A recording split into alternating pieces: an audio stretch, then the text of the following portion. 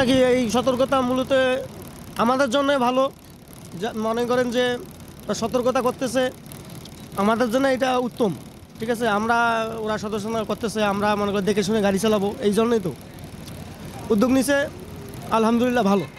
যে আমরা কুয়াশার মধ্যে যে ট্রাফিক সার্জনরা করতেছে, ধীর গতিতে গাড়ি চালাতে বলতেছে, আমরা চালাচ্ছি, আমাদের খুব ভালো লাগতেছে।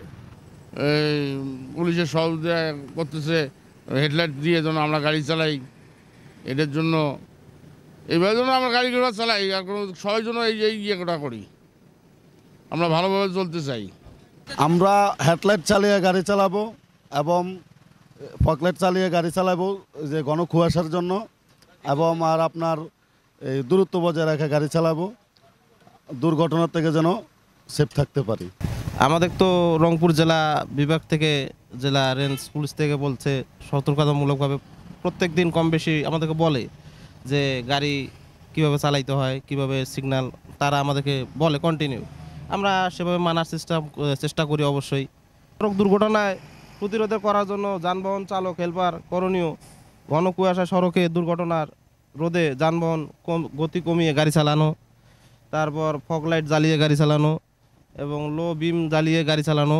আমরা আসলে রংপুর জেলা ট্রাফিক বিভাগের পক্ষ থেকে মাননীয় পুলিশ সুপার নির্দেশক্রমে এই যে ঘন কুয়াশা বাংলাদেশের প্রত্যন্ত হাইওয়ে এলাকাগুলোতে প্রচুর পরিমাণে দুর্ঘটনা ঘটছে, এই দুর্ঘটনা থেকে আমরা কিছু প্রাণকে রক্ষার জন্য অথবা তাদের যে শারীরিক বিকলাঙ্গ হবে এখান থেকে রক্ষা করার জন্য আমরা হাইওয়ে পুলিশের পাশাপাশি ট্রাফিক বিভাগ রংপুর জেলা পুলিশ আমরা চাচ্ছি যে দুর্ঘটনা থেকে তাদের রোধ করার জন্য কিছু প্রচারণা চালাচ্ছি, যাতে ঘন কুয়াশায় গাড়ি চালানোর সময় তারা যেন হেডলাইট চালিয়ে গাড়ি চালায়, তাদের গাড়ির যেন লো বিমটা চালায়, তাদের গাড়ির যেন ফগ লাইট অবশ্যই ইউজ করে। এইটা সর্বোপরি তাদের যেন নিয়ন্ত্রণ ক্ষমতা সঠিক থাকে, তারা যেন দ্রুত গতিতে গাড়ি চালিয়ে কোনো দুর্ঘটনা না ঘটায়, এই জন্য আমরা প্রচারণা চালাচ্ছি।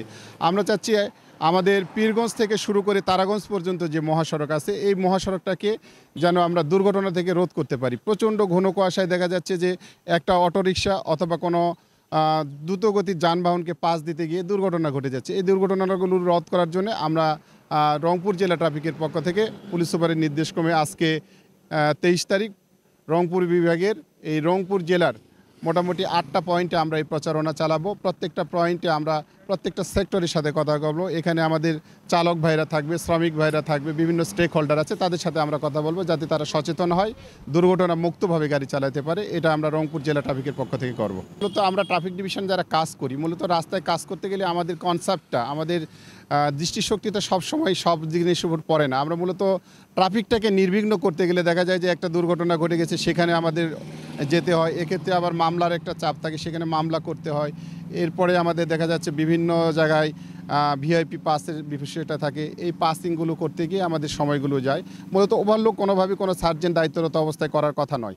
পারতপক্ষে তারা চেষ্টা করবে যে কোনো পরিস্থিতিতে আমরা পরিস্থিতির সম্মুখীন হব এবং সেটাকে নির্মূল করার চেষ্টা করব।